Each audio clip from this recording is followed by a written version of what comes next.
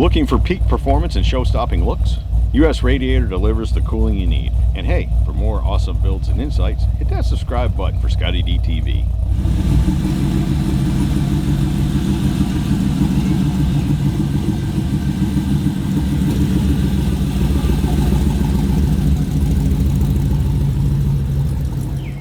Steve?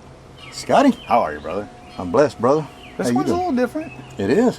I'm fine to answer your question. I'm doing good. Trying to beat the rain today. But yeah, this one's a little different. Yeah, it's a cool little ride.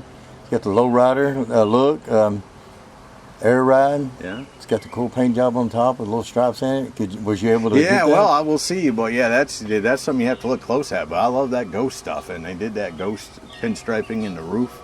It's not in your face. It's very elegant. Yeah. No, there's a lot of taste and money spent on this car. Mm-hmm. You know, the style's a little different than what we're used to, but man, I really like it. I like what y'all did with the interior. Tell me about that. Yeah, the interior, Eric Brockmeyer, he drew up a really cool concept. Oh, wow. That material, I knew it was sort of like a cloud material, sort of like the 57 would have in it.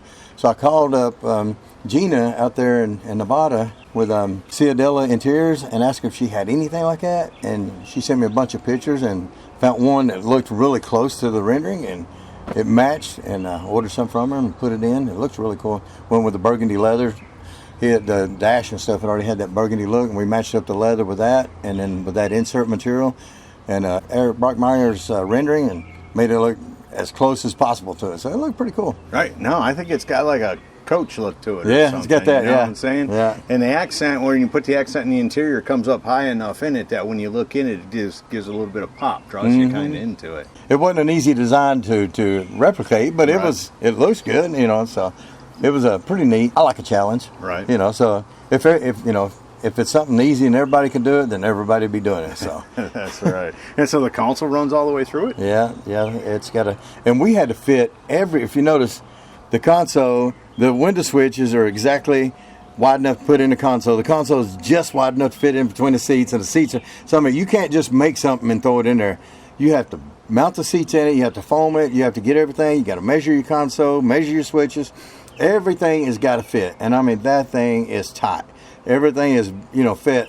So when if somebody went and tried to make a console and put it in a car without fitting the seats, right.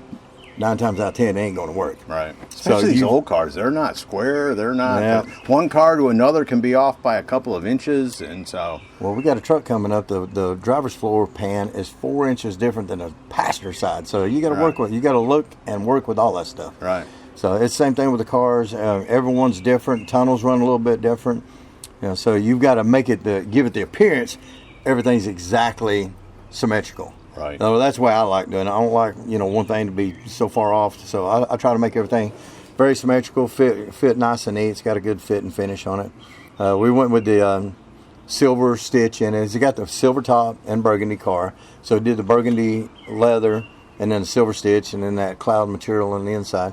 And it all turned out really nice. Done the 3D printing, or the 3D door panels with the accent lighting and stuff in it. Just all that extra, just a little bit of extra glow or whatever, just really sets the interior off. Yeah, it gives a little atmosphere. And I like the loop carpet. I know it's getting hard to get anything but it. But. Yeah. Well, that carpet right there is actually about the only color that matches that leather. This is the reason we went with that one. Right. So, we use that in, a lot of the cars that Alloway done with that same color. They just don't make it. That's another thing when you got to think about when you're picking a color for your interior. They only make a X amount of colors in carpets and a X amount of colors in convertible tops. So you got to try to work all that in and make everything blend together and know what you can get and what you can't get. And if it's too far off, maybe you want to just go with a totally different color carpet. That way you don't look like you tried to match it. Right. This looks like it was purposely done that way. So yes, to try to not look like you tried to match it and missed. Right. So. Exactly. And especially with reds, you start getting too many shades of red in something and they don't seem to work together real well. Turns to the pinks or turns to the burgundies or different colors. Yeah. So it's a little tricky on the reds and stuff. But I think it all looks good, all matches, blends in really nice together. Brian Kilgore, Kilgore's Customs out of Georgia, they didn't paint the car. The owner, Mr. Prescott, bought the car just like it was, and then Brian and them done some upgrades, put a air ride chassis underneath it, 8-stack injection, looks like a LS3 motor with the 8-stack.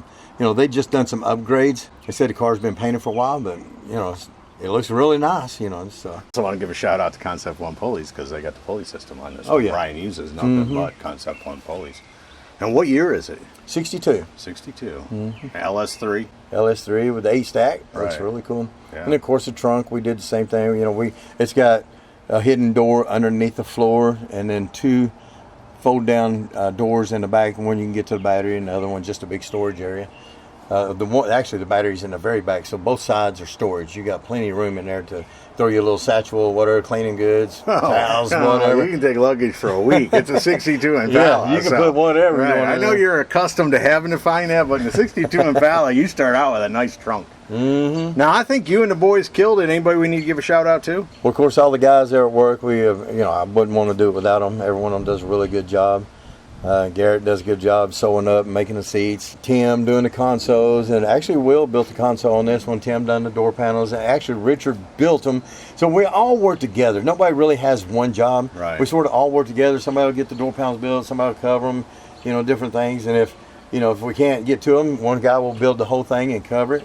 But if we can, we'll all work together, try to get it done as quick as possible. Richard done a good job doing the headliner. It's got a one-piece headliner in it with a metal running down with the oval light in the top of it for accent lighting. When you open the doors, you still see on the inside. Louise does good. Fraker does an excellent job on the trunks. He pretty much builds all of our trunks for us. So every one of the guys there are deeply appreciated and needed. Right on. Well, man, I think y'all killed another one. Thanks for giving me some time today. Yes, sir. Thank you.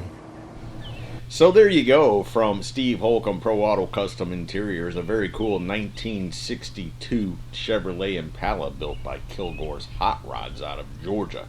Hope y'all have enjoyed it. See ya!